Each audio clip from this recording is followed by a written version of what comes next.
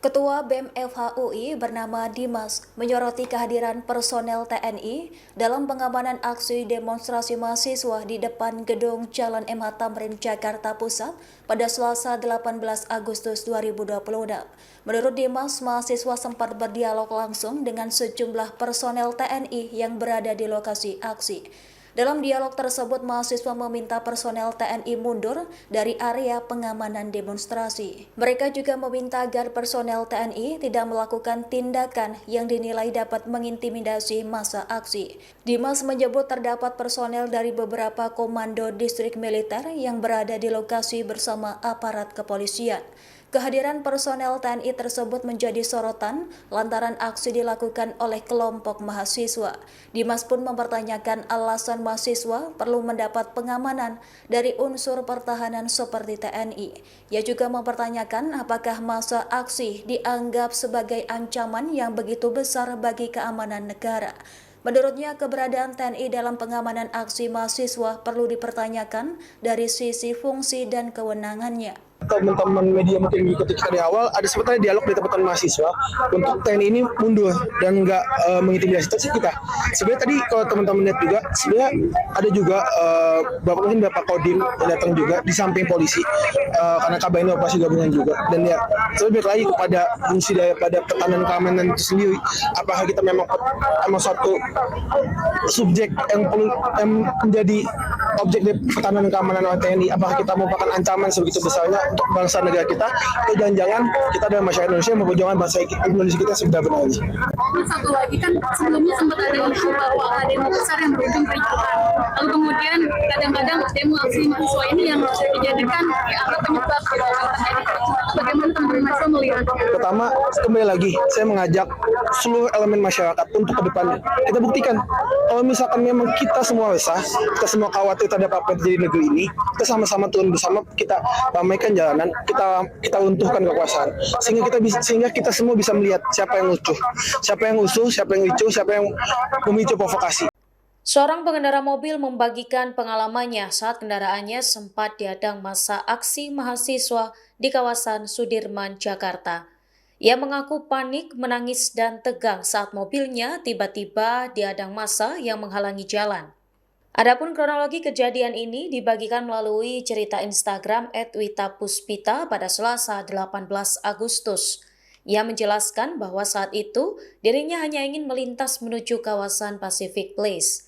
Menurutnya, ia sempat diarahkan oleh petugas kepolisian untuk melewati jalur tersebut.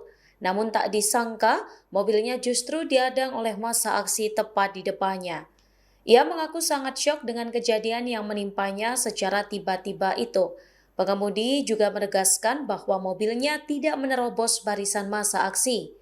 Ia mengatakan mobilnya justru diarahkan petugas untuk berbelok, namun malah diadang di tengah jalan.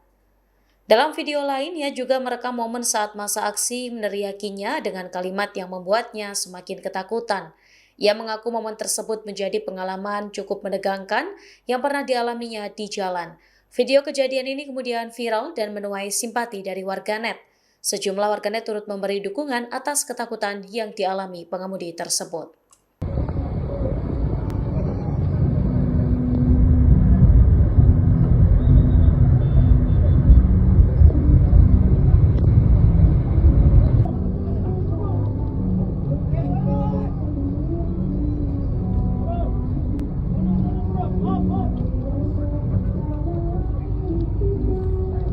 Anjir, aku panik astagfirullah.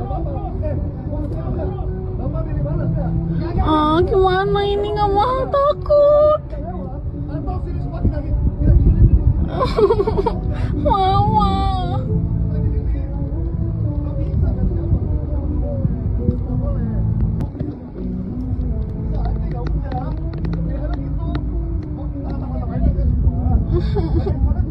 Aku mau lewat. Aku deg-degan, aku dihalangin, takut.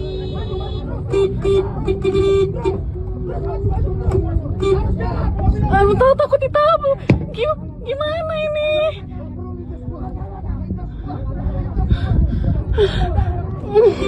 Astagfirullahaladzim, astagfirullahaladzim, ya Allah, astagfirullahaladzim. Please, please, aku cuma mau lewat, please, aku cuma mau lewat. Astagfirullahaladzim. Mama, astagfirullahaladzim, ya Allah.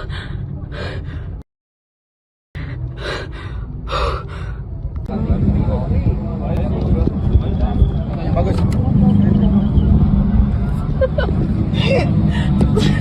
Dengar banget ya Allah. Astagfirullahaladzim. Panik gue. Astagfirullahaladzim ya Allah. Astagfirullahaladzim ya Allah. Astagfirullahaladzim. Lihat deh. Astagfirullahaladzim. Gue panik banget demi Allah, demi Tuhan. Astagfirullahaladzim ya Allah. Astagfirullahaladzim. Astagfirullahaladzim. Astagfirullahaladzim.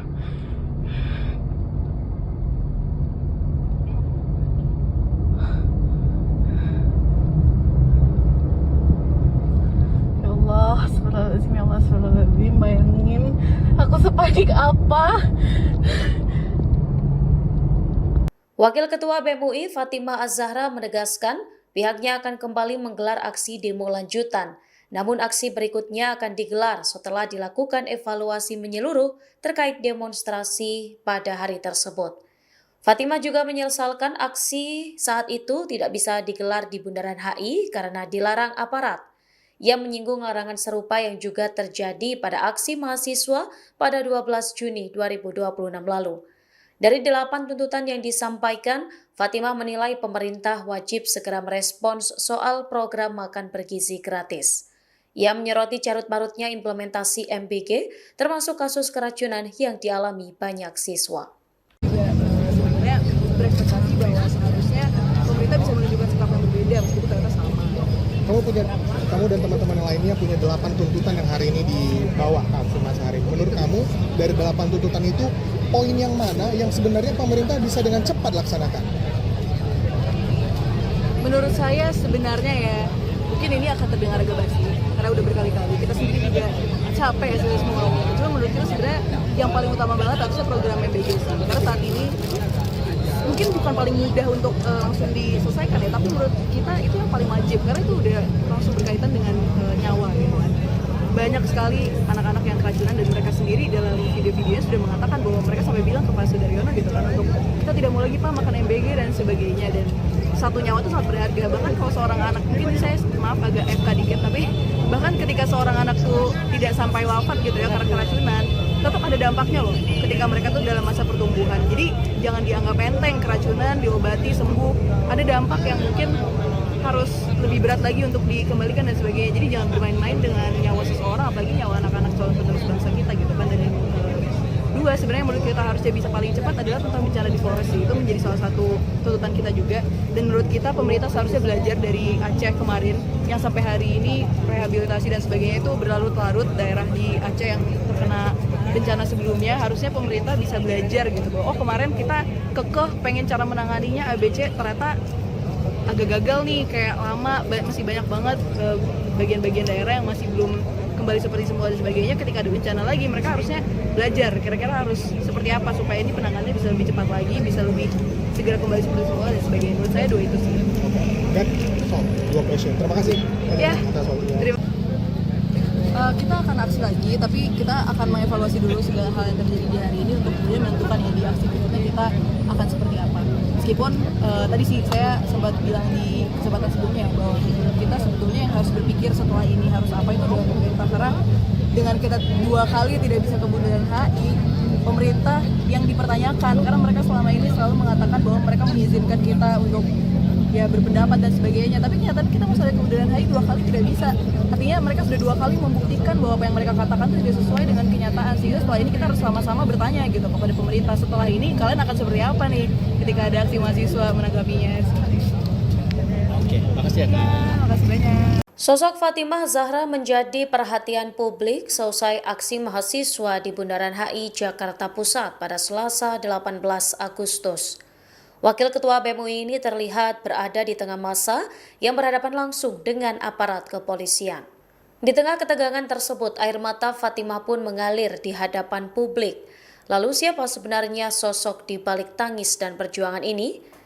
Fatimah Zahra merupakan mahasiswa program pendidikan dokter Fakultas Kedokteran Universitas Indonesia angkatan 2023. Ia diterima di FKUI melalui jalur talent scouting program kelas khusus internasional. Meski disibukkan pendidikan kedokteran, Fatimah aktif berorganisasi sejak masa awal kuliah. Pada 2024, ia dipercaya menjadi Head of Community of Neuroscience and Psychiatry FKUI. Setahun berselang, Fatimah menjabat Head of Commission Dewan Perwakilan Mahasiswa UI. Pengalaman itu mengantarkannya terpilih sebagai Wakil Ketua BEM UI periode 2026 pada Januari lalu. Di bidang akademik, Fatimah juga meraih juara 1 kompetisi riset nasional The 17th Liver Update 2025. Namanya kian dikenal setelah tampil kritis dalam forum diskusi soal program makan bergizi gratis. Ia menyoroti pentingnya akses pendidikan dan infrastruktur dasar sebelum program tambahan diperluas. Dalam aksi di Bundaran HI, Fatimah terlibat adu argumen saat polisi menghalangi mobil komando mahasiswa. Di tengah situasi penuh tekanan itulah, sisi manusiawi Fatimah pun terlihat lewat tangisnya demi mengupayakan tuntutan rakyat. Saya tidak ingin mereka kenapa-napa, saya ingin mereka di sini. Dan Anda dengan tokoh Anda itu, Anda menghalangi saya untuk mengatur mereka. Bagaimana kalau suara saya tidak terdengar oleh mereka karena suara berisik Anda dan mereka ada yang terluka? Ya, terima kasih mahasiswa. Jawabannya sudah dibuka. Silakan memberikan. Ya, dengan sopan santun selesai. Ada 3 rep kita yang diberikan orang-orang tua kita.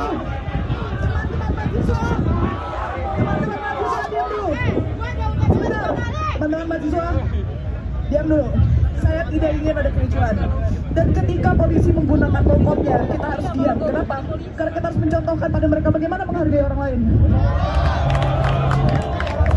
Dan yang kedua, selain mencontohkan pada mereka, kita ingin mendengar bagaimana kemampuan mereka untuk berorasi dengan mokom yang orangnya saja tidak ada itu. Dan saya ingin memberikan saran kepada para bapak dan ibu polisi dan kepada Pak Reynold yang mengaku bahwa Anda bertanggung jawab pada semua polisi ini, dan Bapak Reynold mengaku bahwa dia bertanggung jawab atas ketertiban umum. Saya ingin memberi saran pada kalian semua. Anda tidak perlu gunakan mokom itu. Kenapa? Karena Anda tidak perlu mokom itu untuk mengatur polisi-polisi ini. Anda sudah menggunakan HT. Anda sudah bisa berkumpul di sini semuanya dalam barisan rapi tanpa mokom. Sehingga Anda tidak perlu mokom. Karena mokom yang Anda lakukan itu hanya memprovokasi massa. Saya tidak ingin massa saya diprovokasi oleh mokom jelek Anda itu. Saya dan mahasiswa tidak ingin ada provokasi. Oke? Jangan provokasi mereka dengan mokom Anda, apalagi dengan perkataan yang tidak penting. Sekian, terima kasih. Saya harap sekarang bisa lebih tertib. Bagi yang ingin berorasi silakan naik ke atas. Hidup mahasiswa! Hidup mahasiswa! Hidup rakyat Indonesia! Hidup